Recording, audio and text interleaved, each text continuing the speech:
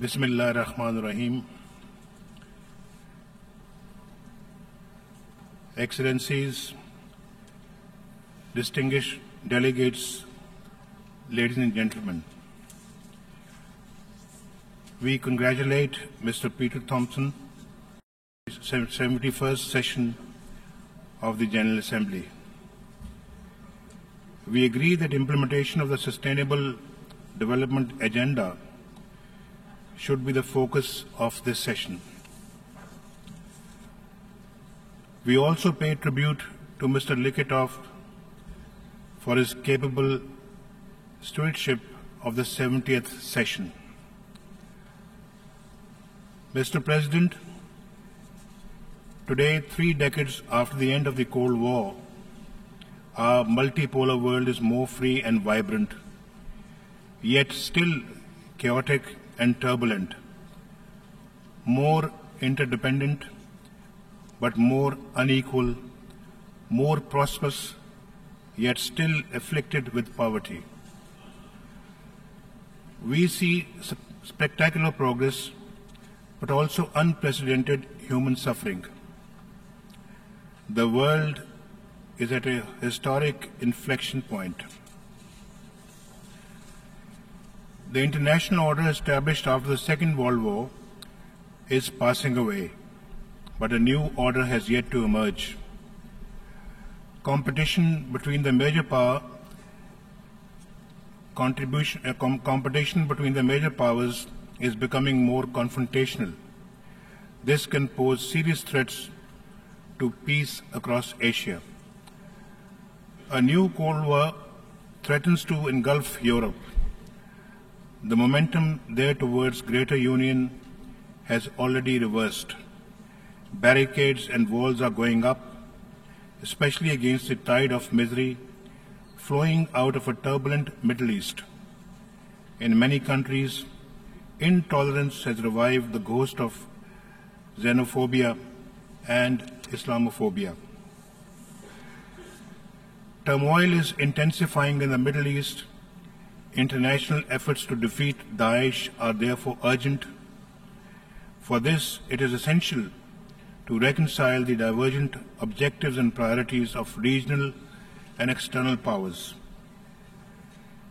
Peace cannot be built when injustice prevails. The long festering tragedy of Palestine demands determined action by the international community. Mr. President, after decades of strong growth, the world economy has reached a plateau. National economic environment, my government has in the last three years moved the country towards robust growth. We have fully integrated the 2030 Development Agenda into our own economic and social strategy. This rests on our conviction that people are the true wealth of our nation and that it is human development which will determine our future destiny. Mr. President, our priority goal of economic development requires internal peace and stability. My country has been the principal victim of terrorism, including that supported, sponsored, and financed from abroad. We will not allow externally sponsored terrorism and threats of destabilization to cause turbulence in Pakistan. Tens of thousands of our citizens and thousands of our security personnel have been killed or injured in terrorist attacks. This has only reinforced our resolve to eliminate the scourge of terrorism. Our comprehensive strategy of law enforcement and targeted military operations has produced remarkable results and enabled Pakistan to turn the tide against terrorists. Pakistan's zarb-e-Azab operation is the largest, most robust, and most successful anti-terrorism campaign anywhere in the world, deploying 200,000 of our security forces. Our comprehensive National Action Plan has the complete endorsement of our people and our parliament, as well as our security forces, all of whom have made heroic sacrifices to defeat terrorism. Mr. President, terrorism, however, is now a global phenomenon which must be addressed comprehensively and in all its forms, including state terrorism. The international community must coordinate its efforts to accomplish this. These efforts should be taken collectively and not unilaterally by the passage of any laws with extraterritorial application targeted against certain countries. We will not win the fight against terrorism and violent extremism so long as we do not address their root causes. These lie in poverty and ignorance, political and social injustice and oppression, foreign intervention and occupation, and denial of the legitimate rights of the people and nations, especially the right to self-determination. Until these underlying causes are addressed, it will be difficult to counter the twisted narrative of violent extremists and terrorists. Mr. President, after 15 years of the current war in Afghanistan, the international community agrees that the only road to a lasting peace in that country is through a dialogue between the government in Kabul and the Afghan Taliban. Pakistan has long proposed this as the most viable course to end decades of conflict and suffering in Afghanistan. Based on this belief in a negotiated peace and in response to requests from President Ashraf Ghani, we have been facilitating the process of reconciliation in Afghanistan. There have been setbacks. That, however, is not a sufficient reason to abandon the path of peace and rely on the military option, which has failed for the past decade and a half to stabilize Afghanistan. Progress will be assured only when the Afghan parties themselves conclude that there is no military solution to the Afghan war and work assiduously through a meaningful dialogue process for achieving reconciliation and peace at home. Mr. President, over 3.5 decades of conflict and chaos in Afghanistan has had grave security and economic consequences for Pakistan. Almost 3 million Afghan refugees to whom we opened our homes and hearts remain in Pakistan. We hope to see them return to Afghanistan voluntarily and with dignity. Until they do, the international community must shoulder its responsibilities to sustain them. Mr. President, confrontation should not be our destiny in South Asia. Pakistan wants peace with India.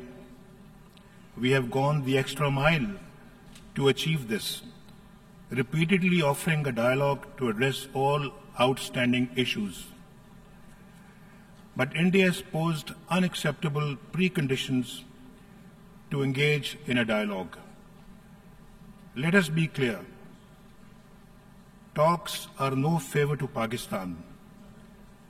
Talks are in the interest of both countries. They are essential to resolve our differences, especially in Jammu and Kashmir dispute, and to avert the danger of any escalation. Mr. President, peace and normalization between Pakistan and India cannot be achieved without a resolution of the Kashmir dispute. This is an objective evaluation, not a partisan position. Our predictions have now been confirmed by events. A new generation of Kashmiris has risen spontaneously against India's illegal occupation, demanding freedom from occupation. Burhan Wani, the young leader murdered by Indian forces, has emerged as a symbol of the latest Kashmiri Intifada, a popular and peaceful freedom movement led by Kashmiris, young and old, men and women, armed only with an undying faith in the legitimacy of their cause and a hunger for freedom in their hearts. Mr. President, this indigenous uprising of the Kashmiris have been met as usual with brutal repression by India's occupation force of over 500,000 soldiers. Over 100 Kashmiris have been killed, hundreds, including children and infants, blinded by shotgun pellets, and over 6,000 unarmed civilians injured over the past 2 months. These Indian brutalities are well documented. I would like to inform the General Assembly that Pakistan will share with the Secretary General a dossier containing detailed information and evidence of the gross and systematic violations of human rights committed by Indian forces in occupied Jammu and Kashmir. These brutalities will not suppress the spirit of the Kashmiris. It will only intensify their anger and fortify their determination to see India end its occupation of Kashmir. From Srinagar to Sopur, the men, women, and children come out each day, defying curfew to demand freedom. Mr. President, Pakistan fully supports the demand of the Kashmiri people for self-determination as promised to them by several Security Council resolutions. Their struggle is a legitimate one for liberation from alien occupation. International law and declarations of the United Nations on self-determination give the Kashmiri people the right to struggle for their freedom. Every year, the General Assembly unanimously adopts the resolution which reaffirms the right of all peoples to self-determination and calls on the states concerned to immediately end their occupation and all acts of repression. Mr. President, on behalf of the Kashmiri people, on behalf of the mothers, wives, sisters, and fathers of the innocent Kashmiri children,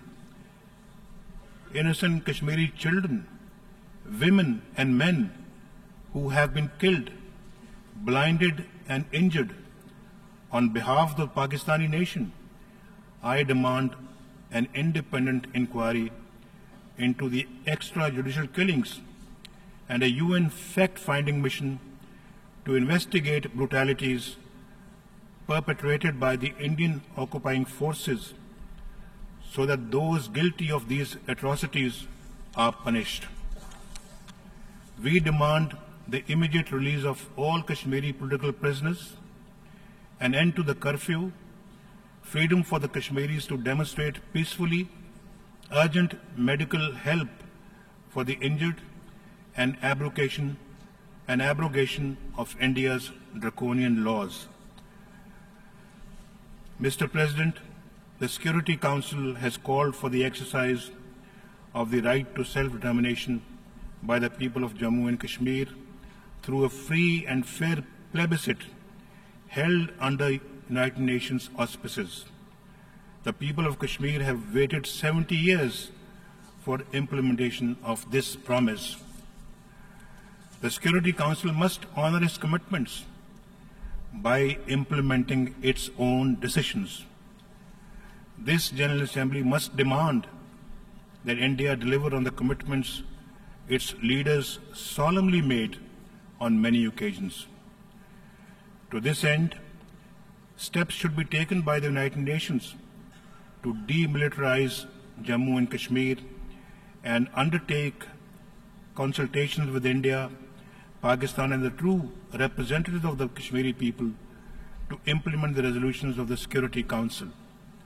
In this context, we welcome the offer of the good offices by Secretary General Ban Ki-moon.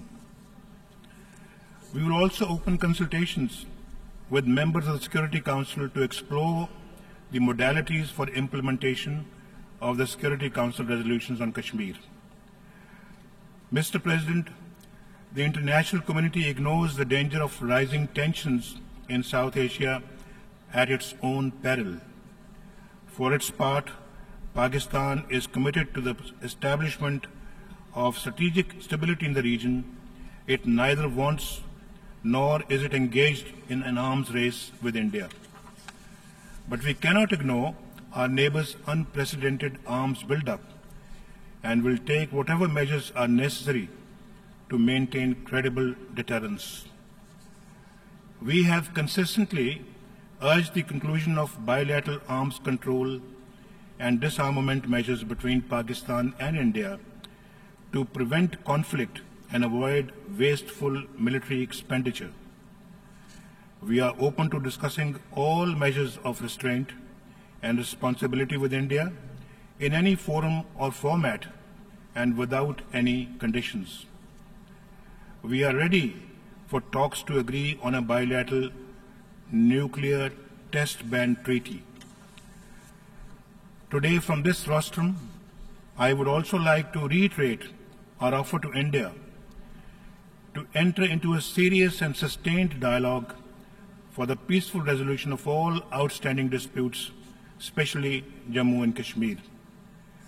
Mr. President, as a responsible nuclear weapon state, Pakistan will continue to cooperate with all international efforts that seek to promote fair and equitable solutions to disarmament and non-proliferation challenges.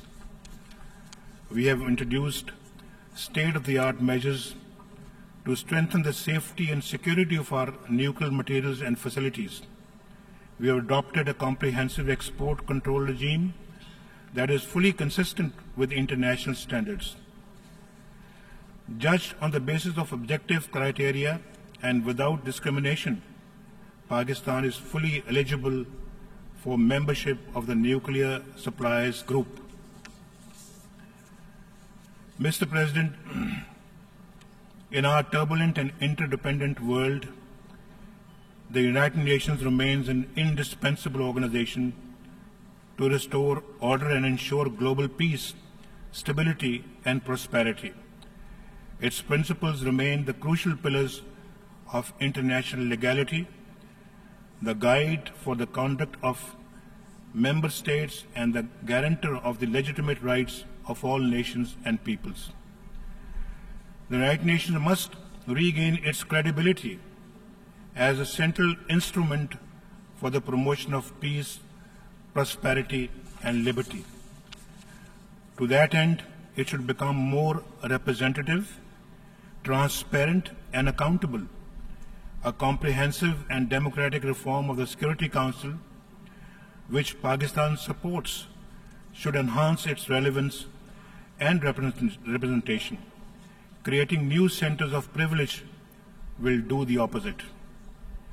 Mr. President, Pakistan's unwavering commitment to the UN is well established. We have played a pioneering and consistent role in UN peacekeeping, and despite our own security requirements, we will remain one of the world's largest troop contributing countries and maintain our record of success in multiple UN peacekeeping operations. Mr. President, Pakistan has a vital stake in ending conflicts, fostering peace, fighting terrorism, strengthening democracy, promoting human rights, generating global growth, and overcoming the challenges of environmental degradation. We can achieve these goals and create a new and peaceful world order only through the United Nations and by strict adherence to the principles of its charter. I thank you, Mr. President. On behalf of the General Assembly, I wish to thank the Prime Minister of the Islamic Republic of Pakistan for the statement just delivered.